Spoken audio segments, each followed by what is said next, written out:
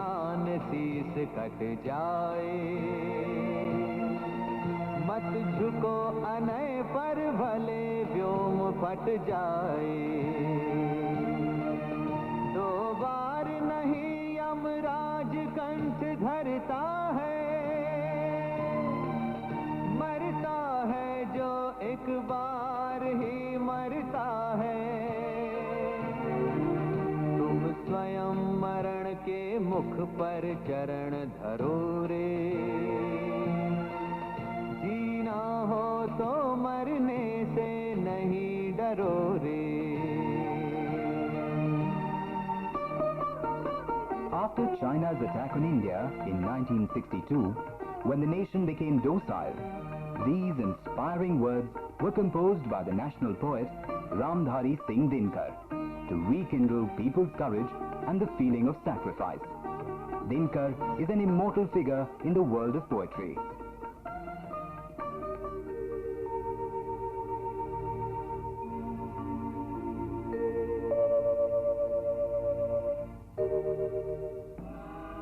During the colonial rule, India needed a wordsmith whose pen could shake up the country's dormant valor and the spirit of freedom. Through the medium of his poetry, Dinkar played the role of a freedom fighter to perfection.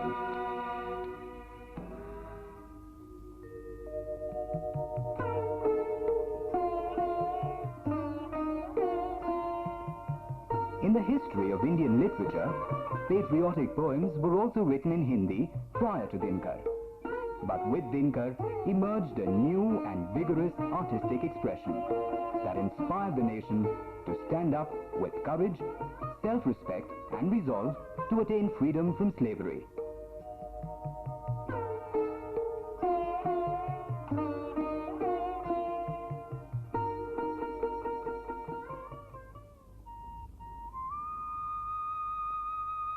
On 23rd September 1908, an extraordinary child, Ramdhari Dinkar, was born in the family of an ordinary farmer in Simaria village in Munger district of Bihar on the banks of the river Ganga.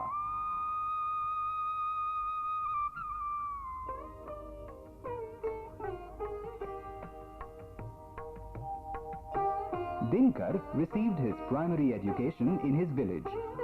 He passed his matriculation from the high school at Mokama Ghat and obtained his BA degree from Patna College, affiliated to the University of Patna. Dinkar was barely 2 years old when he lost his father, and then his family was overcome by financial difficulties. Later, in order to support his family, he started working as a principal in a high school. He continued to serve his family and settled down in Patna.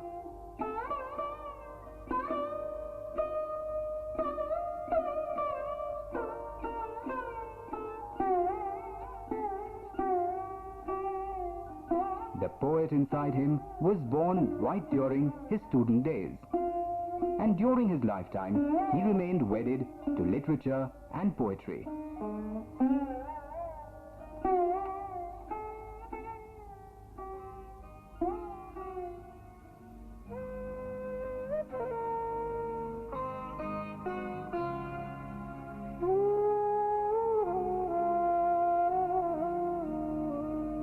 बेचैन है हवाएं हर ओर बेकली है। कोई नहीं बताता किश्ती किधर चली है। मझधार है भंवर है या पास है किनारा या नाश आ रहा या सौभाग्य का सितारा। In 1934, he gave up his job of a school teacher and accepted the post of a sub-registrar under the Bihar government. His friends and admirers were greatly upset as their dear poet friend was going to be trapped in the bureaucratic maze. They advised Dinkar to forsake one of the two, either poetry or the job. But true to his mettle, Dinkar sustained both his job and his poetry. This clearly shows that he could not only fight his circumstances, but if required, could also strike a balance between the two extremes. However, as a dedicated poet, Dinkar always put his job at stake, but never his poetry. जब हृदय हृदय पावक से भर जाएगा, भारत का पूरा पाप उतर जाएगा, देखोगे कितना प्रलय चंड होता है, असिवंत हिंद कितना प्रचंड होता है, बाहों से हम बुद्धि अगाध खाएंगे, धस जाएगी ये धरा अगर चाहेंगे, तूफान हमारे इंगित पर ठहरेंगे, हम जहाँ कहेंगे मेघ वहीं ठहरेंगे।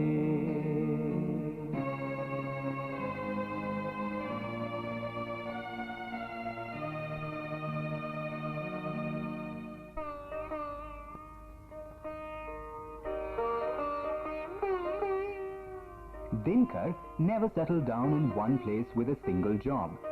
In 1947, he was appointed the Deputy Director of the Publicity Department in the Bihar government. Dinkar had always nurtured a dream of creating an educated human society. So when he was invited to be the Vice Chancellor of the University of Bhagalpur, he happily accepted the offer. However, when he saw petty greed and casteist tendencies plaguing the lofty field of education, he lost no time in sacrificing this coveted post as well.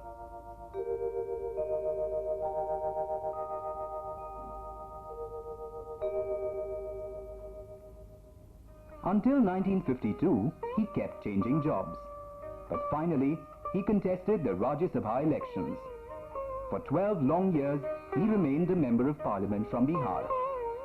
In appreciation of Dinkar's deep love for literature, the then Prime Minister of India, Lal Bahadur Shastri, appointed him as Hindi language advisor to the government. In the meantime, Dinkar's place as a revolutionary poet in Hindi had been sealed, and people began reciting every verse that emerged from his patriotic pen. Benumbed ashes of yore have been inflamed, mud swaggers upon wearing the golden crown. Listen to the thunder of time. Vacate the throne, here come the people. Dinkar might have worked for the British, but despite being a government servant, he never let his revolutionary feelings be suppressed, and never renounced his dedication to his own country. In a way, the core objective of his poems was to fortify the national language and national unity.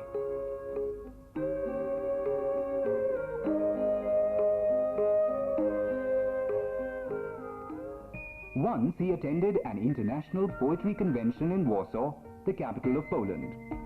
The British poet Laurie Lee rose to recite one of his poems titled Bombay Arrival. As he cast a derisive glance at Dinkar, the Indian rebellious poet spontaneously quipped at him and said, "Mr. Lee, now you should write a poem titled Bombay Departure, since the British have already quit India." Well, this incident amply shows Dinkar's love for his own country and his wrath against colonialism and slavery.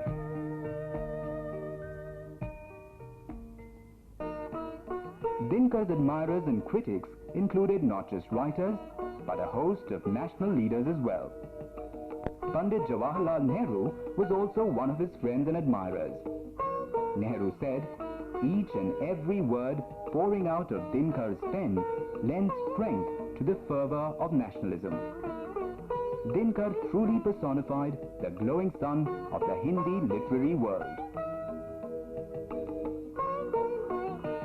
By according him the status of a national poet, the nation had in fact honored the national language and had taken a great step towards reinforcing nationalistic fervor.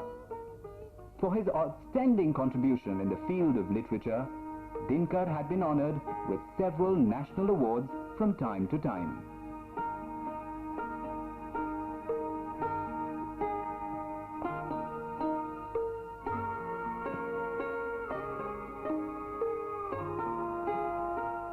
In 1959, he was awarded the Padma Bhushan, and in 1973, he was honored with the Jnanpith Award, the supreme honor in the field of Indian literature.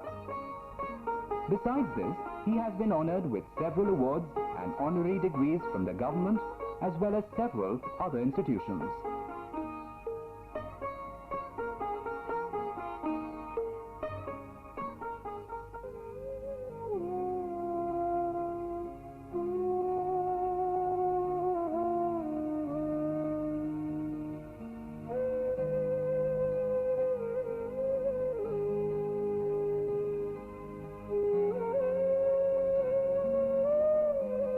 On 24th April 1974, this immortal soldier of Hindi literature and a national poet took leave of this world.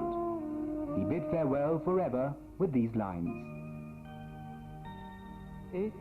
I wish to be born as a poet forever and ever, to douse the worldly splendor with the light of my being.